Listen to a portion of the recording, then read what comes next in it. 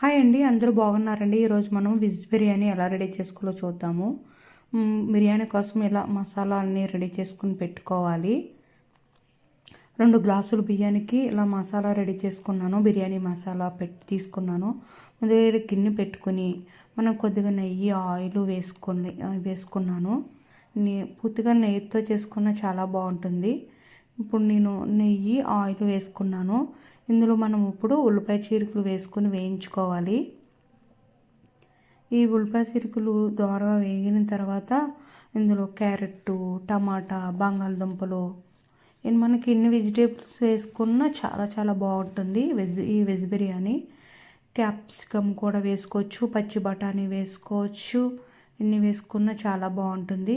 ఇవి త్వరగా వేగిన తర్వాత మనం ముందుగా రెడీ చేసుకున్న మన బిర్యానీ మసాలాను కూడా వేసుకొని వేయించుకోవాలి. స్టార్ ఫ్లవరు, బిర్యానీ ఆకు, లాలికలు, దాల్చిన చెక్క, మరాఠీ మొగ్గ అన్నీ వేసుకొని వేయించుకోవాలి.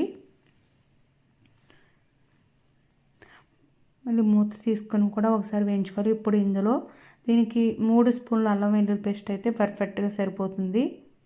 అల్లం వెల్లుల్లి పేస్ట్ కూడా పచ్చివాసన లేకుండా దోరగా వేయించుకోవాలి. త్వరగా వేయించుకున్న తర్వాత నేను 2 గ్లాసులు బియ్యం తీసుకున్నాను. బాసుమతి రైస్ 2 గ్లాసుల బియ్యంకి 4 గ్లాసుల బియ్యం అయితే పర్ఫెక్ట్గా సరిపోతుంది. ఇప్పుడే ఉప్పు వేసుకొని చెక్ చేసుకోవాలి.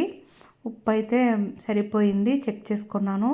ఇప్పుడు నీళ్ళు మరుగుతున్నప్పుడు మనము గంట ముందు నానబెట్టుకున్న బాసుమతి రైస్ని వేసుకుని కూడా బాగా కలుపుకోవాలి. బాగా కలుపుకొని ఒక 50% అయితే ఉడికిపోయిన తర్వాత ఇలా పేపర్ వేసుకోవాలి. ఆవిరి బయటికి వెళ్ళకుండా ఇలా పేపర్ పెట్టుకొని ఎత్తు పెట్టుకుని దీన్ని దమ్ము పెట్టుకుంటే ఏ బిర్యానీ అయినా దమ్మిస్తే ఆ బిర్యానీ సూపర్ ఉంటుందండి. ఇలా ఎత్తు పెట్టుకోవాలన్నమాట. ఎత్తు పెట్టుకుని ఒక పావు గంట దాన్ని మనం దమ్ము పెట్టుకుందాము. ఆవిరి బయట పోకుండా ఇలా ఎత్తు పెట్టుకోవాలన్నమాట. ఎంతో టేస్టీ మన వెజ్ బిర్యానీ అయితే రెడీ అయిపోయింది. చాలా చాలా బాగుంటుంది ఇలా దమ్ము పెట్టుకుంటే. చూడండి, మనం ఇప్పుడు చూడండి ఎంత బాగా ఉందో. పొడి పొడిగా కూడా ఉడికింది బిర్యానీ. చాలా ముద్దలా కాకుండా ఇలా పొడి పొడిగా ఉంటే బిర్యానీ చాలా బాగుంటుంది. ఇప్పుడు మనము హాట్ బాక్స్లోకి తీసుకుందాము. వేడిగా ఎంతసేపు అయినా వేడిగా ఉండడం కోసము మనము దీనిలోకి సర్వ్ చేసుకుందాము. దీంట్లోకి పన్నీర్ కర్రీ అయినా బాగుంటుంది. వెజ్ తినే వాళ్ళకి, నాన్ వెజ్ తినే వాళ్ళకి మటన్ కర్రీ అయినా చాలా చాలా బాగుంటుంది. చికెన్ కర్రీ అయినా చాలా బాగుంటుంది. మీకు కనుక ఈ వీడియో నచ్చితే లైక్ చేయండి, షేర్ చేయండి, సబ్స్క్రైబ్ చేయండి. కిరణజన్య సంయోగ క్రియ పుటాకార లంబాకార దర్పణ లంబకోణ ఏటవాలు త్రిభుజ పీడన సముదాయ 5r² నిష్పత్తేర ఈ ఆరెంజ్